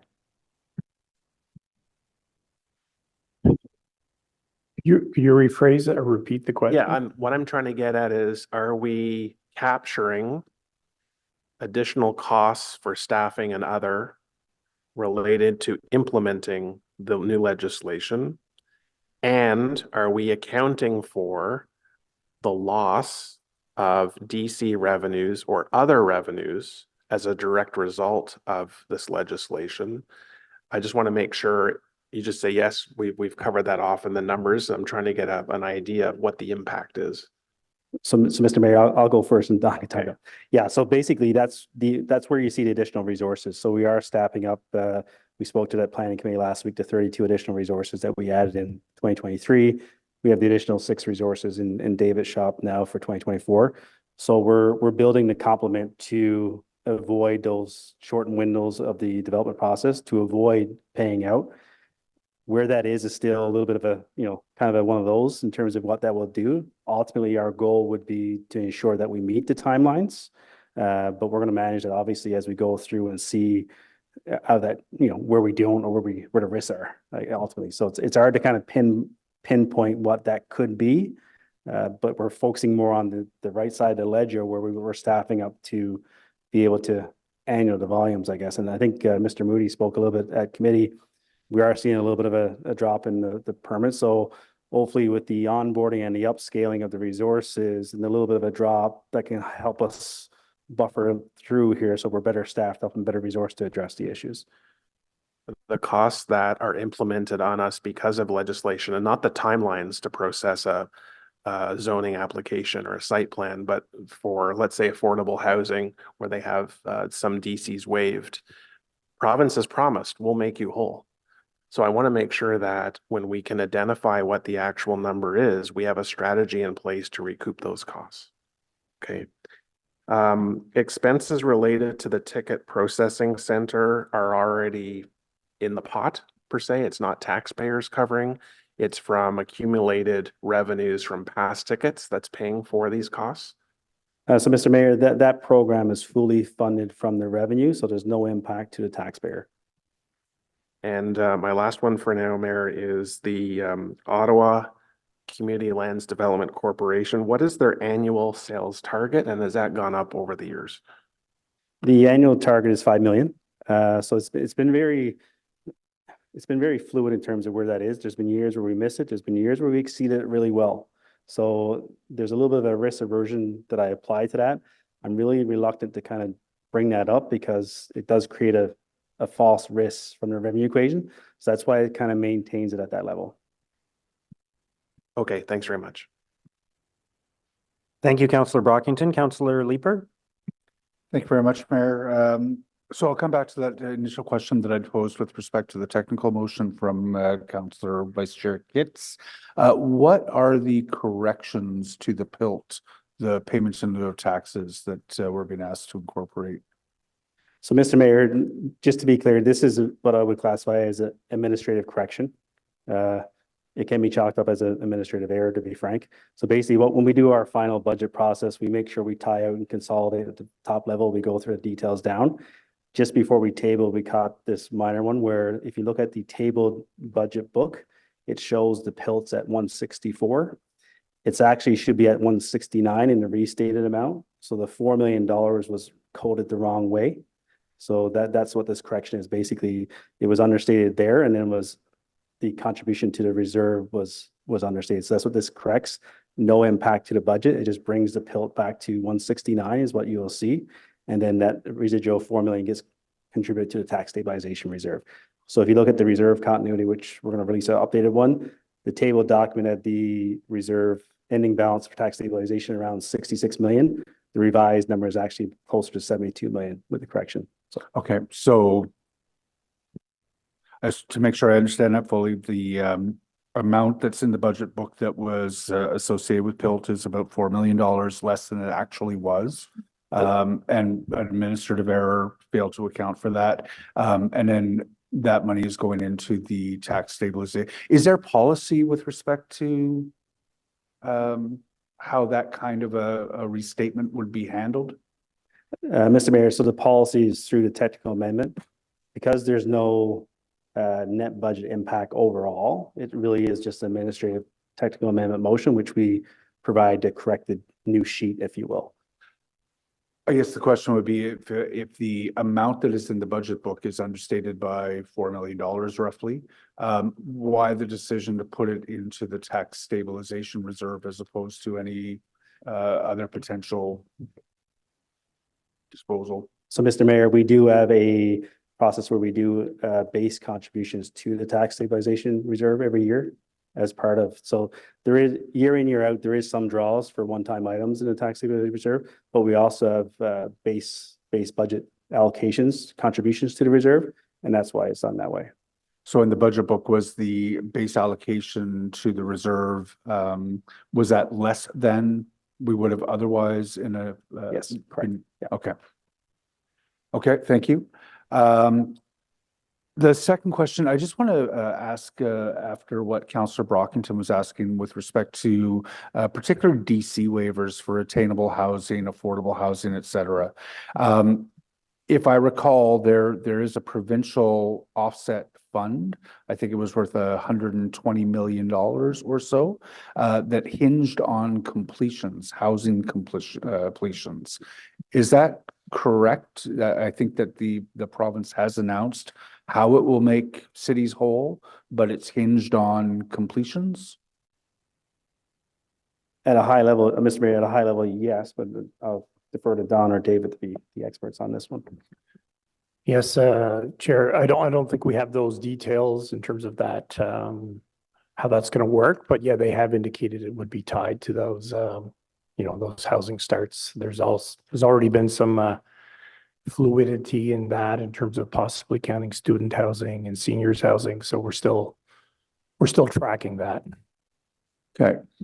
Because we are not going to meet the provincial target this year. That's correct.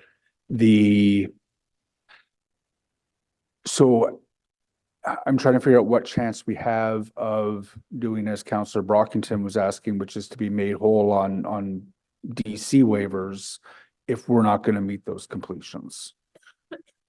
Are those revenues simply lost to us moving forward, something that we have to take account of in our next DC bylaw update? Certainly, Chair, we're tracking those. There was the provincial announcement of making municipalities whole, so we have not given up on that approach. And there are discussions going on at the provincial level with various organizations in terms of the development charge impacts on municipalities and funding, infrastructure to support housing growth. So those discussions are ongoing. I just don't have a conclusion or an answer for you at this point. Okay. I assume that we're part of a number of municipalities who are probably taking a look at that program and hoping that there might be tweaks that would help us to recover some of those lost DCs. That's correct. There's multiple organizations, big city mayors, my counterparts, treasurers, CAOs. It's a topic of conversation across the province. Yeah. Okay, I'll leave that one. I do have a direction that Councillor Troster has asked me to put forward. So if it's okay with you, Chair, I'll put that forward now. The Councillor Troster has written up the following with respect to the Spark Street Public Realm Plan. Ariel, I don't know if you're okay with my just reading it in and you can address it in a little bit. Yeah, that's fine. Sorry? That's fine with me. Okay. So the direction reads as follows. There's a bit of preamble. The Spark Street Public Realm Plan was originally approved by Council in 2019, while the last major renewal for Spark Street was in 1989. Spark Street was the first public pedestrian-only street in the country and is home to a variety of public assets, including the Bank of Canada Museum, a wealth of public art, and hosts key events such as Winterlude every year. All reports that have been released on downtown revitalization, including the recent report from the Canadian Urban Institute on the state of Canada's downtowns, highlight public realm investment as one of the key pillars of successful downtown revitalization. Public realm enhancements have a proven positive impact on physical health, mental well-being, and public safety. Significant public realm enhancement and investment have been shown to be one of the cheapest but most effective ways cities can increase private investment and development in an area. While other areas downtown have received significant investment in public realm with projects, Lansdowne, the Byward Market District Authority, the Byward Market Public Realm Plan, Spark Street requires increased public realm investment to fulfill the vision of a revitalized downtown. The ask that Councillor Troster would make of staff is that staff engage with the federal government to discuss the status of the Spark Street Public Realm Plan, that staff report back to committee in Q2 2024 on the outcome of those discussions and updated costing for the Spark Street Public Realm Plan. 3, that staff prioritize interim repairs and improvements planned for Spark Street Public Realm as far as possible within existing resources in 2024 and provide the Councillor's Office, the Spark Street BIA, and the Spark Street Mall Authority of these efforts. So I guess the question would be whether staff are willing to take those 3 items as direction. Yes, Chair.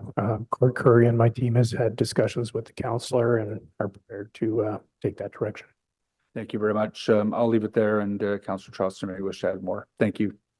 Okay, thank you. I'll go to Councillor Curry next as a member of the committee. Go ahead, Councillor Curry.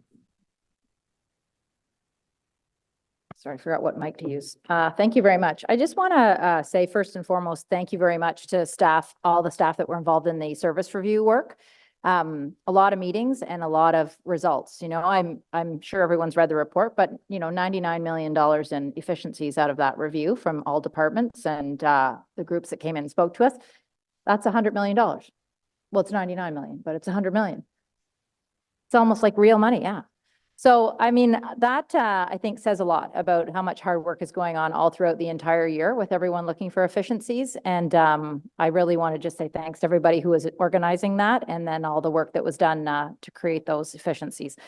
That's my first comment. My second comment is when we have these efficiencies that are listed, would you say, I think this is really to you, Cyril, that they're really mostly one-year efficiencies, or do we see them show up in budget as they continue multi-year?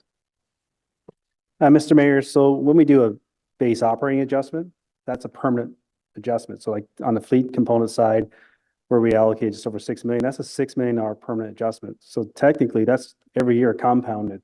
So that's significant. On the capital side, tends to be more one time, but there is some residual base associated with the current ones in the current budget because the one facility that we're removing out of our portfolio, we're no longer need to invest in the utilities, the maintenance of that facility.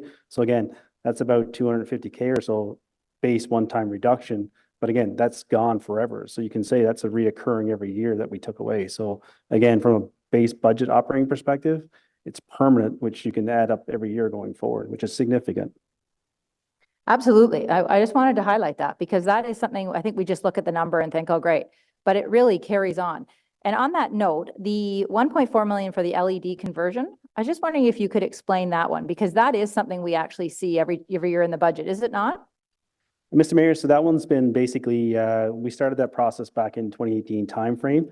So now that we're fully implemented, that's what I would say, like the residual components. So last year, I think we had, or in 2023, I think it was just over 3 million that we realized. This is the minor last, not the last, but the continuing residual stuff. We're still doing some decorative lighting conversions. So we're still seeing like the last 5% we're still in conversion. So that's why you see a little ripple effect of continued savings popping up this year, last year, the year before. So we might see a bit more again next year, depending on what's left to be installed in 2024. All right, great. And so just on that note, then, if we were to do more deep retrofits, we would see numbers like this once again.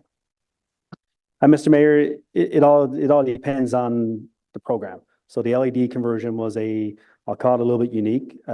Really, we paid that back just over 3 years. Really easier to go because as we partner with our hydro partners, as they're going out and doing maintenance, they can go up the pole. So they had to go up the pole anyway. They swap out the LED light, easier. When we get, so that's why the payback was a little shorter. When we look at our buildings retrofits, those tend to be more in that 8 to 12 year range. That's why staff needs the time to do a bit more diligence on, what buildings we can tee up, because again, it impacts servicing, it impacts, our maintenance plan. So those are the things that staff is still reviewing to kind of get to what ones we would support going forward. Great, I'll look forward to that because I understand then some of those projects would mean the building is shut down and then we don't have fees and we don't have everything else. So I understand that, but I would look forward to that. The other last question I have is on the speed cameras. You know, we all get lots of emails on these. So the staff, you're increasing the staff to do that work because we're installing more and more speed cameras. The theory is, obviously, we want to be safer and want people to stop speeding, but that it would also, when we hear from the police in our service review, that it would then reduce the need for police to be there, obviously ticketing people for running through red lights. If something's automatically doing it, that would save money. I'm wondering how much, I don't know if it's research or what it is going into that. What would the savings be for the police services budget if we were to install more? And I just want to ask, there is a lot of staff that's being added there. Would they be permanent or would they be temporary until we get a handle on how much work is required? Mr. Mayor, so the first part, I would have to say that would have to be work that we can coordinate with OPS, but OPS would have to lead that in terms of what their metrics would say, you know, having an officer on the street day in, day out versus the camera doing it, better allocation of resources to other priorities. Like certainly willing to have those discussions with OPS if they want some support from our side. On the staffing perspective, so we're doing a little bit of a permanent and temporary. Because again, this is very, at the end of the day, the goal would be change behavior. So we know we're going to staff up on a permanent basis, but there's a lot of temps as well, which gives us the flexibility to scale up, scale down, depending on the volume. So what you see in the budget was 12 FTEs on a permanent basis, but there's other staffing for temporary basis as well. And as we go through to see, as we continue to build out this program each year coming forward, we'll kind of come back with that recommended adjustment to convert some of those temps to permanent, depending on volumes and stabilization of the flow of the work. Okay, thank you very much for that. Thank you, Councillor Curry. Councillor Johnson. Hi, thank you very much, Mr. Mayor. My questions surround insurance. So we had quite a long conversation at FinCorp earlier this year with respect to the CPIP program and the costs associated with that and the liability associated with that. Could you describe for this committee how what's the health of our insurance premiums? Have we seen any trends that have caused us any alarm with the cost of rising insurance? Chair, certainly over the past few years, we have seen significant increases in premiums and an unwillingness on the part of the industry to renew for more than a single year. In this latest renewal, we saw some stability in terms of our insurance premiums. Part of that is as a result of adjustments in the program itself. But what we have for this 2023 to 2024 and through to 24 to 25, so we have a 2-year renewal. So we've got some stability there, in essence, with no increase over the prior year. Can you help this committee to understand what is driving insurance premium costs rising, please? Chair, it's a variety of factors. Some of them are external to the city. So every insured body is seeing increases in insurance, just as the insurance industry goes through what we call a hard market. And that's driven by significant claims arising out of natural disasters and things like that. And a shrinking of the insurance market generally as a result of consolidation in the industry. Partly, it's also driven by our own loss history.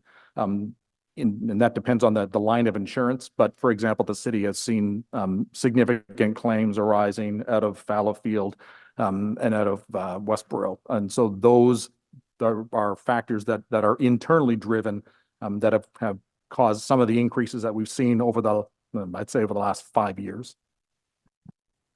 And so when we were doing the service review, were we looking at how certain investments might help to prevent other liabilities? Was there a relationship between, what we could do differently to try and ensure that our insurance premiums stay stable within what we can control within the city? I understand there are externalities, but certainly as it comes to road safety and that type of thing, municipalities are increasingly suggesting that is within our control. Are we Are we looking at some of the relationships there as part of this service review? Mr. Mayor, what I would say is, as you've seen throughout this budget in the committees, I would say, yes, we are. I mean, we're making some additional investments in our emergency operations side of the equation. We're investing in some more generators. So we're kind of doing what we can control, if you will, in terms of, as a city, how we support and how we react to those one-off things. It would be hard to draw a true correlation to whether or not the insurance companies would take that into consideration, but I certainly think, I would like for them to do that, because we are increasingly responding to the challenges and the one-off emergency events that we've seen in the past 3 to 5 years. And so could you help this committee to understand, especially, with the CPIP line, the pressure of, I think, $230 thousand seemed quite small, but in fact was causing some concerns within the budget for next year. Could you help unpack that for us here at this committee, please?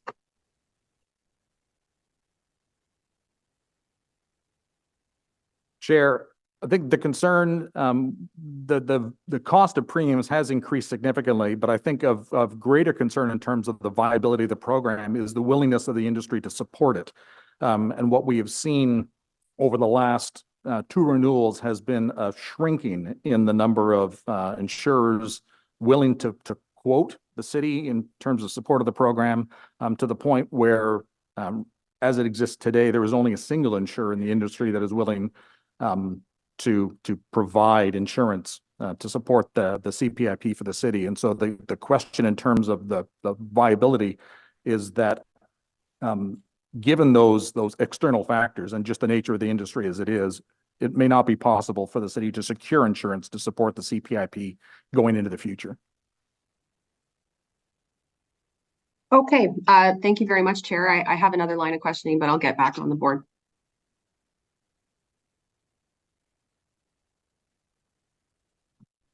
Thank you, Councillor Johnson. Councillor Carr? Thanks. Councillor Gower is a member. Did he already have a question? I'm doing the first round first, and that he's already been gone once, so I'm. Okay, perfect. Open Thanks the very second much. round. My question actually has to do with the use of the reserves. It was always my understanding that reserves are not a source to offset tax increases, but I know the questions come up about the use of reserves, and when I take a look at it, it seems that for most reserves we are above, except for transit, we're well above the minimum balance and over the maximum in some cases. And I'm just wondering if I guess it would be Cyril, if he can just speak a little bit about that narrative around reserves that's emerging, and how they're used in the budget, and to clarify if they are or not used as an offset for tax increases. Mr. Mayor, so you are correct. We do not use our reserves as a substitution or a subsidy for tax rate increases. What you will see, so there is a correct statement that our reserves are going down at an absolute level. So if you look at the opening balance versus the projected ending balance, it is going down. The notion or the narrative that follows, the correct facts will be very simple. Throughout the pandemic, starting in 2020, we came to Committee and Council in June of 2020 with a very aggressive financial mitigation plan because of the pandemic, and in order to address the preceding years and the uncertainties. Throughout 2020, 2021, 2022, we built up the reserves through significant strategies. 2 of the main ones being our capital deferrals and capital closure programs. We returned over $70 million in the citywide capital reserve through that process. We returned over $95 million to the rate reserves through that process. We also had significant surpluses in 2021 and 2020 to the tune of $20 million and $20 million each year. So that was another $40–50 million that we contributed to the tax stabilization reserve. So the plan was always to build those reserves up. We also had a one-time injection of $57 million in 2021 for our federal gas tax reserve. So again, all those factors substantially increased our reserves in 2020, 21, 22. I spoke a little bit about this in the 2023 process back in February, March timeframe, where we were now at a point where we are releasing, returning, getting back on track from the capital deferrals and getting that back out. And that's what this budget does, like it did in 2023. So it was always the intent to see a little bit of a dip back down because we inflated it and built it up through those strategies. The other context as well is when you look at we do have what we call operating reserves. We have combined capital operating reserves, and we have restricted reserves. So each portfolio approach of the reserves do have different required minimum balances. The rate program tends to be a bit more lumpy in terms of the investments. Some years you see bigger investments. This year we're seeing to the tune of a $23-24 million investment in ROPEC. That's not a reoccurring, right? We're on the citywide side, we tend to be more stable once all the deferrals are out. When we look at the reserve review that we did back in 2018 timeframe, some of the core reserves that we focus on is our tax stabilization reserve. The minimum balance was recommended at 51 million. Today, that's projected to be ended at 73 or so by the end of 2024. The employee liability reserve, again, is above the maximum. Our citywide capital reserve, I think the minimum stated balance is to be around 22-23 million. We're projected to be around 37-38 million by 2024. The transit reserve is slightly below the minimum balance. So the transit operating reserve, I think, is around 4.5 million. We're going to finish the year in 2024 projected to be just around 3.4, I believe. So that one is slightly below, but again, we've communicated that. We talked about the risks in transit. We talked about the work that we got to do in transit to solve that. That's what we're doing. So from, again, that was a lot of information there. From an absolute value, yes, the reserves are going down, but by no means are they being used as a subsidy for tax levy. And they're exactly where we're planning them to be, and they're still in a healthy position. Further enhanced by our Moody's and our Standard & Poor's AAA and AA rating. Reserves is one of the things that they strongly pay a lot of attention to. I was in a meeting 2 weeks ago, I believe, with the S&P, and that was some of the questions they looked at. They looked at the health of our reserves, and they looked at the historical levels of our reserves and where they came from, and they take that into consideration in terms of maintaining that AAA and AA rating. So a lot there, but hopefully it kind of addresses the narrative that's there. Yeah, no, that's great. And I'll just ask you again tomorrow to repeat it. So if I didn't catch it all, but no, thank you. Thank you very much, Mr. Rogers. I'm going to ask just to follow up to that, if everybody doesn't mind, just to be even more clear. And you gave a lot of very helpful information there, but to simplify it down even further, there are reserves that we have that I would describe as kind of a rainy day fund, that we have reserves that we have money set aside so that if there is an emergency or if something catastrophic happens, we've saved up money and it's there for whatever purpose we need. And then there are reserves, which are money, it's money that we're saving up for a specific purpose. Another level of government gives us money, or we set aside a certain amount of money every year with the goal of raising money that will then be spent to build a community center or invest in other capital projects. That second group of reserves goes up and down all the time because we're accumulating money with the intent to then spend it. And when we spend it, the account will go down, and then we'll save up and then the account will go up. Those are the reserves that are in this budget going down, not what I would call the rainy day fund, the more strategic reserves. Is that correct? Ms. Mayor, that is correct. Okay, thank you. Councillor Gower, did you put your hand back down then? Are you okay? Councillor Carr took my question. Okay. Thank you. Councillor Johnson? Thank you. So this question is for Andrea. I just wanted to check in on the budget proposed for PIMR. And I know we had a few conversations about how we might be re-examining public engagement. There's been a few examples over the last year where we've seen, surveys from different departments having sort of a general unevenness of the familiarity with how to design a survey, the types of information gathered, how they're shared, how they're used within the department. And I know that you had talked about perhaps creating a refresh or revisiting your public engagement strategy in a centralized way. Is there adequate resources in the current budget to support you as you open that back up for everyone? Yes, thank you. Yes, we are currently doing this within existing resources. So in fact, we've created new training that is being rolled out, and we will be reviewing the strategy next year, consulting with partners, and developing some new tools for the organizations, and this will all be within existing resources. Okay, that's very good to hear. I also wanted to just check in on the resourcing that we have on staff to support BIAs in their governance, because we did have some reports come through from the Auditor General, for example, that were describing some again, unevenness perhaps in BIA's experience in governance. How much, what kind of FTE assignment do we have currently to support BIAs within the centralized offices?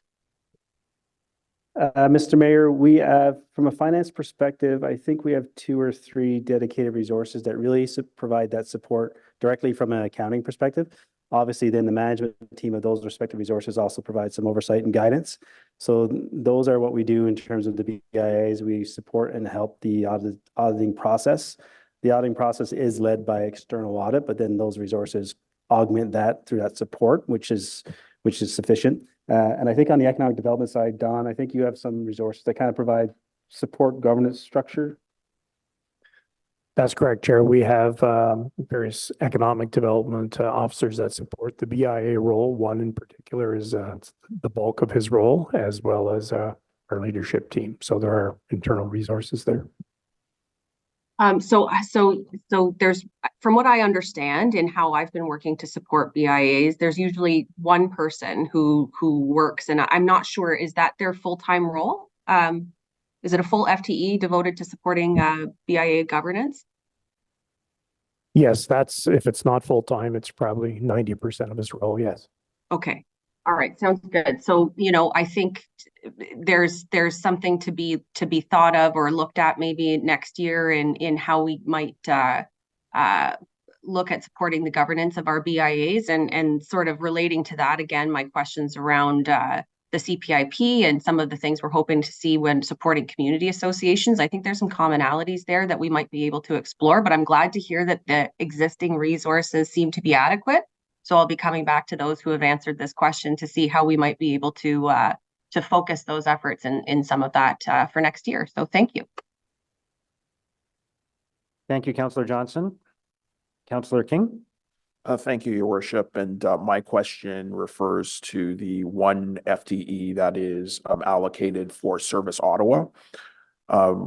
We had heard earlier that we're going to have 12 FTEs being added for additional resources required for the automated speed enforcement program, and only 1 additional resource for the volumes, to adjust the volumes of 311 calls that are coming in.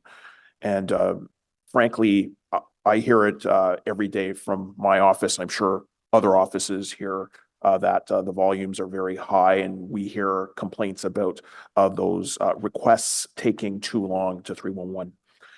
So my question is 1 FTE sufficient for the call center? And if we don't ultimately need the 12 full FTEs for automated speed enforcement, is it possible to shift those resources to 311? Mr. Mayor, the challenge is the ASE is strictly funded from the ASE revenue flow, whereas on the 311 side, it's funded from the tax base. So I can't take a resource, I can't fund the tax base resource from it, but what I will say is yes, we do have the 1 resource. The 311 is on the docket for part of the service review framework. So we're implementing and replacing the old Legan system with Dynamics early in the new year. We're also kicking off a more wholesome review in terms of the 3-1 process.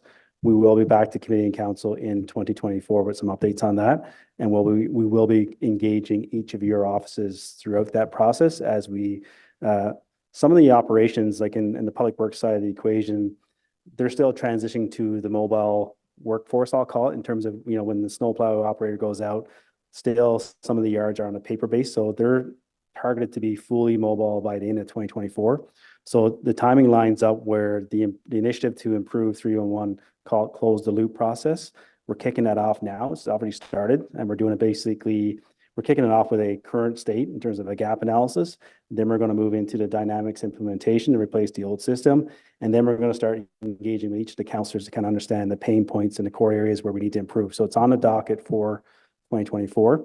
There's a couple other things we're working on as well that we should be able to, you know, align some of the capacity issues as well to kind of support the 311 right now. Well, I appreciate the fact that the review will come back to us because it is one of the number one things our office does here on a regular basis is the response to 311. Obviously, we're thankful for the work that Service Ottawa does do, but we're concerned about the capacity. I'm also pleased that there would be a review of the technology because I think that there are technologies, new technologies, especially that we should be able to leverage for a better service delivery for residents. Thank you, Mr. Mayor. Thank you, Councillor King. Okay, so thank you, Cyril. On the motion as amended then, is that carried? Carried. Okay. Sorry? Oh, sorry, I should have passed the technical amendment first. So first, on the technical amendment, is that carried? Carried. And then the motion as amended? Carried. The roadmap motion, obviously. Yeah, thank you. Okay. There are no in-camera items. I'll note the information previously distributed. I'm not aware of any notices of motion or inquiries. So under other business. Yeah. Yeah, we were getting to it. So there is a motion from Councillor Curry, a procedural motion to add this item to the agenda regarding Canada North nuisance mosquito control program in the tropical rainforest of Canada North. So you have a procedural motion to add this to the agenda? Yes, thank you. It's very buggy out there right now. Whereas the Canada North Nuisance Mosquito Control Program has operated in Ward 4 Canada North since 2016, whereas the program is funded through an area-specific levy applied to Ward 4 Canada North residents, whereas Ward 4 Canada North residents approve or reject the area-specific levy, whereas council approver is required to conduct a community-wide vote in order to determine support for the program, whereas Finance and Corporate Services Committee next convenes on February 6, 2024, whereas council next convenes on the 7th of February, 2024, should the associated report not rise at council on December 6th, 2023, whereas consultation must commence in Q1, 2024 to allow for a timely rollout of the program should community approval be granted. Therefore, be it resolved that the report from Councillor Curry, Canada North Nuisance Mosquito Control Program, ACS 2023 OCC CCS 0163 be added onto the agenda for Finance and Corporate Services Committee meeting of December 5th, 2023 pursuant to subsection 89.3 of the procedure bylaw. Is that carried? Okay. So now the motion itself, Councillor Curry.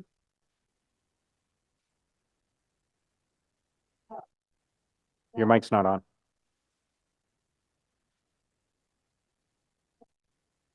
Is it going up on the screen? Oh, this one here. All right. That the Finance and Corporate Services Committee recommend that council approve a community-wide vote to determine support for continuation of the Canada North Nuisance Mosquito Control Program and area-specific levy as detailed in this report. And number 2, that Finance and Corporate Services Committee direct that the report be submitted to council for consideration at its meeting of December 6, 2023. Thank you. Councillor Brockington. Thanks, Chair. I don't have an issue with the motion, but I just want to ask on what frequency does this matter come back? Is this an annual ask? Every 4 years. So the actual mosquito abatement will happen every single year if this is passed, if your residents pass the request? Every year we have the program there, and then every 4 years it has to be reviewed. So Marianne put it forward 2016, and then it had to be reviewed in 2020, and now it's being reviewed in 2024. Excellent. Okay, thanks. Okay, thank you. Councillor Carr. Hi, thanks very much. Councillor, I guess my question is maybe for Councillor Curry, maybe for staff. Similar to Ward 4, Ward 18 also has area-specific levies. We've had 2 back-to-back 10-year levies on recreational facilities. When I still get questions about these every week, how long people will have to be paying for them, and why there is no vote that ever happened on these. So I noticed on Councillor Curry's motion, there's a vote that's happening, and I wondered if that's a best practice, if staff can speak to it when we add additional levies onto tax bills. Are there rules surrounding these special area levies? I just was curious why Councillor Curry has votes and how that's carried out. I guess that's for Cyril. Well, it's probably, Mr. Mayor, it's probably combined me and David. I'll speak to the first part, and David can speak to the less entertaining part of the policy. So in this case, it is a little different because the Canterbury levy was put in place where there was a payback because there was a capital investment on the infrastructure side of the equation. So we had a little bit of a longer time frame to kind of pay that back, again, because of the capital investment and amortization of that. On the mosquito program, it really is a annual program where it's obviously spraying for mosquitoes each year. And the policy changed a little bit, which David can kind of top up from what I'm saying. Yeah, well, Chair, following the initial, in this instance, the initial 2016 approval of the program, it was decided that there should be some framework put around it. There isn't a statutory framework because these are not local improvement levies. So the Council of the Day, in actually July of 2017, adopted a process. And so it's that process that governs. It doesn't bind council, but it governs how these the votes for these levies are administered. Okay, great. So now if you use one of these levies, now there should be a vote that happens within the community. That's obviously that's the process that the Council of the Day adopted. This council is not necessarily bound by it, but that is from a City of Ottawa perspective seen as the kind of the best practice in terms of securing some measure of kind of local concurrence. Okay, perfect. Thank you very much. I appreciate that. Might have been slightly off topic, but I still get questions weekly from my ward, how long they'll have to pay this additional levy. So I wanted to better understand the process and consultation there is now on these. Thank you so much. Thank you, Councillor Carr. Councillor Tierney. Great, thank you very much, Mr. Chair. And to build on Councillor Carr, it's one of those questions, maybe I keep saying I'm a barnacle, but anyway, watching what's happened over the years with, originally it was Councillor, I believe, Human the Day put in place. Then it went to the brink for Tubman's, and the vote process followed for that was based on a percentage of total constituency, where I feel when it came to the Canada one, there was some gray area.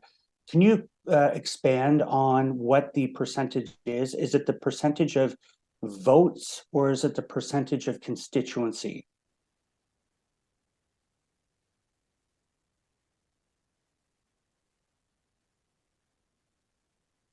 Mr. Mayor, so I think in this scenario would be basically in the area. So the mosquito nuance program doesn't cover all of the ward. So I think the vote is restricted to the area that would benefit from that, versus the Canterbury was more global in the ward because the asset is there for the ward.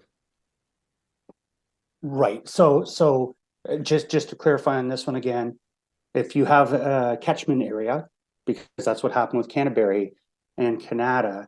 Canterbury, it was based on, here's the number of households, here's the percentage. That's how the vote was cast, if I remember. Canada or reverse. So, and it was slightly different for Canada. I want to be sure from a levy perspective, because people, they don't care if it's $5 or $300 on their bill. Councillor Carr is correct that people get their backs up if they don't ensure a fair electoral process or enumerations process. So I just want to know, in this situation, is this based on the area or is it based on the number of votes cast? And what the percentage is? Mr. Mayor, so it would be based on the catchment, and I guess obviously the percentage of the votes, the majority of the vote that people decide to vote on, I guess. Excellent. Thank you very much. Thank you, Councillor Tierney. Is the motion carried? All right, motion to adjourn, please. Is that carried? Thank you, everyone. Merci beaucoup.